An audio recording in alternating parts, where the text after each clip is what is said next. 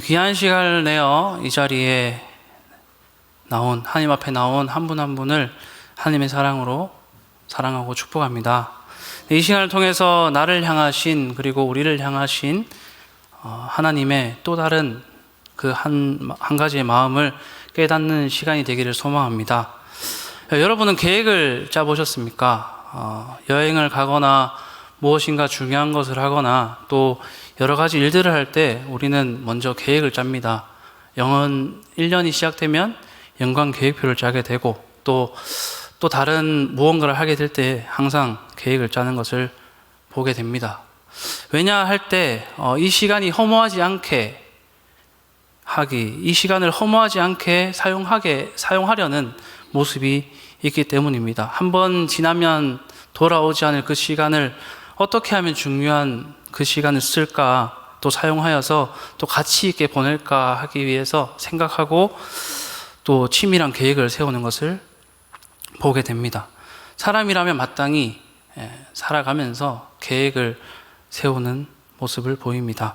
오늘 본문 말씀에도 사람의 마음으로 자기의 길을 계획할지라도 라는 말씀을 통하여서 계획하다라는 그러한 뜻이 나옵니다. 여기서 사용된 계획하다의 의미로 사용된 하사브는 역다라는 의미이고, 이것은 꾀하다, 생각하다, 고려하다, 계산하다, 상상하다, 의도하다 등의 의미로 사용이 됩니다. 이렇게 우리는 꾀하거나 생각하거나 무엇인가 고려하거나 계산을 해가면서 중요한 일이든지 무슨 일을 하든지 계획을 해나갑니다.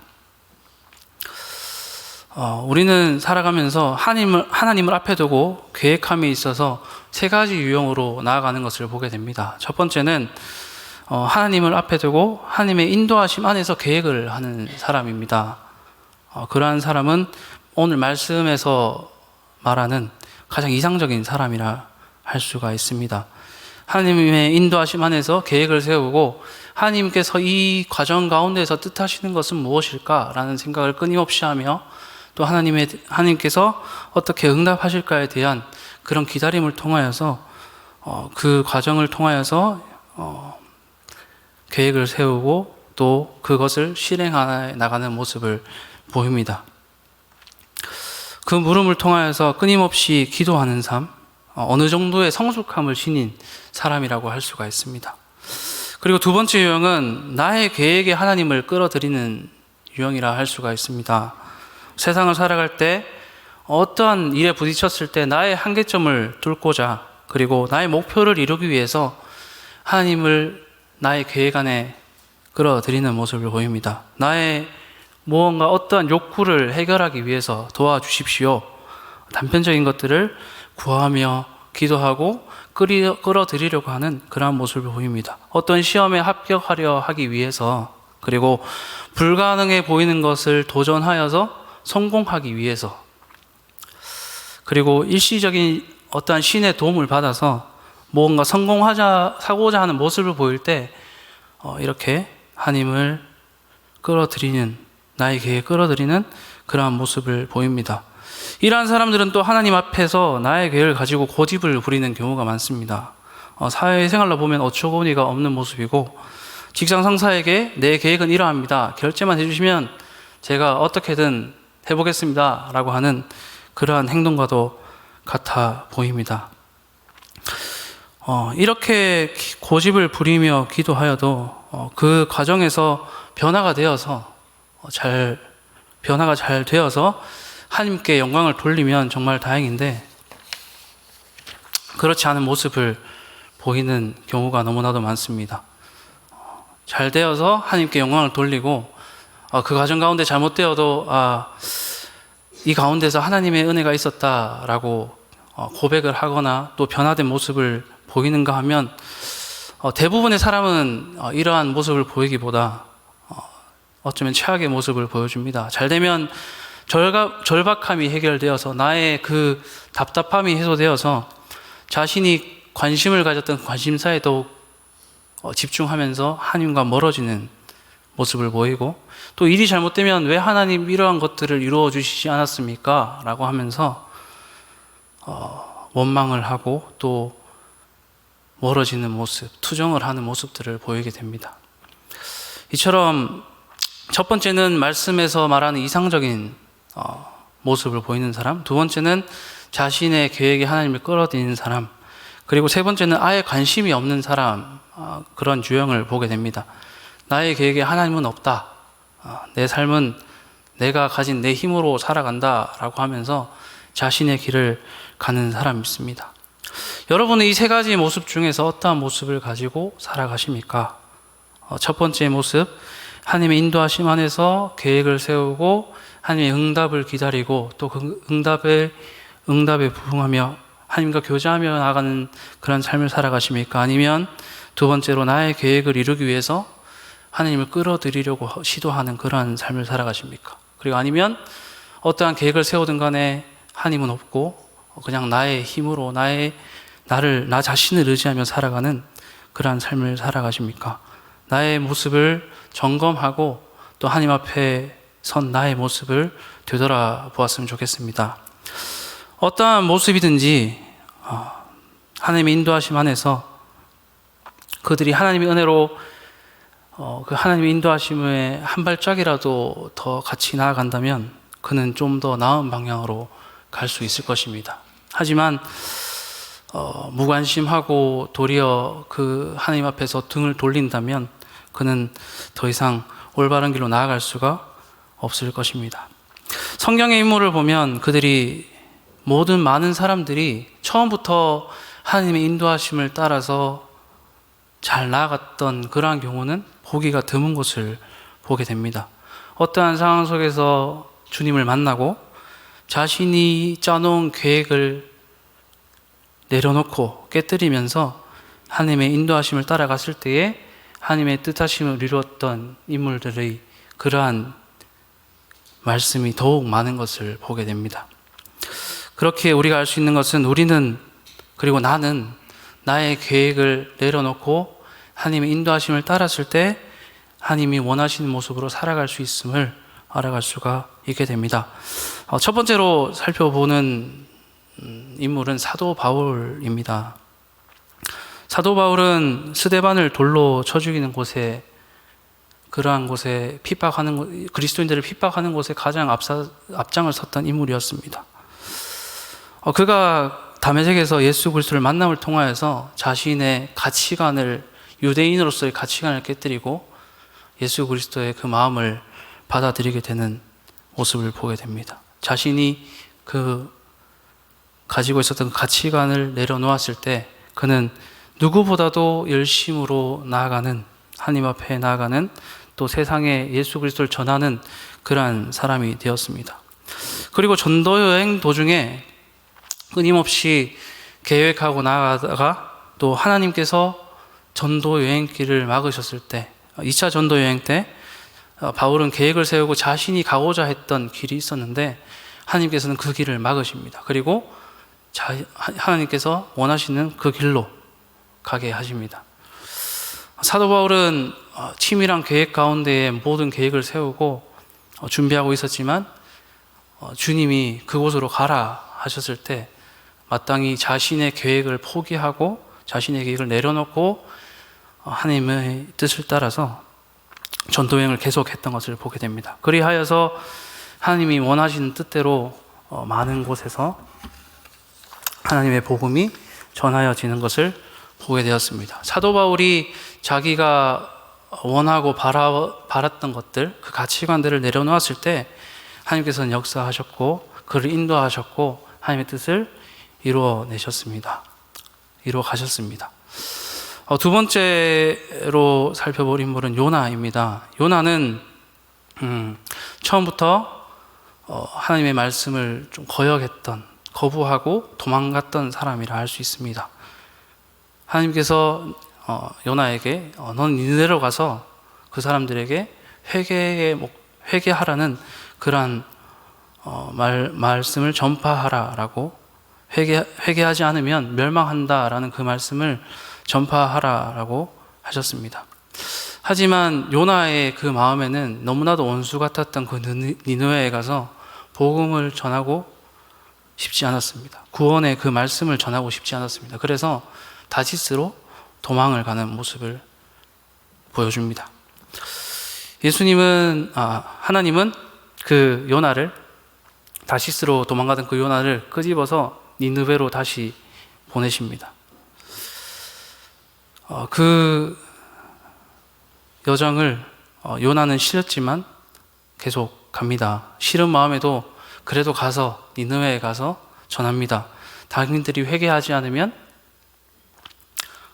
이 니느웨는 멸망할 것입니다 라는 것을 자기는 원하지 않았지만 계속해서 전해 나가는 것을 보게 됩니다. 그리고 또 요나는 그곳이 멸망할 것이라고 생각했는데 하나님의 계획은 그렇지 않았습니다. 하나님은 회개하는 그 니느웨 백성들을 긍휼히 여기셔서 그곳을 멸망시키지 않는 모습을 보게 됩니다. 그것을 보고 요나는 또 하나님께 화를 냅니다. 불평을 합니다. 왜 저 원수 같은 니느웨 저 사람들을 멸망시키지 않습니까? 라고 그렇게 하나님께 따집니다.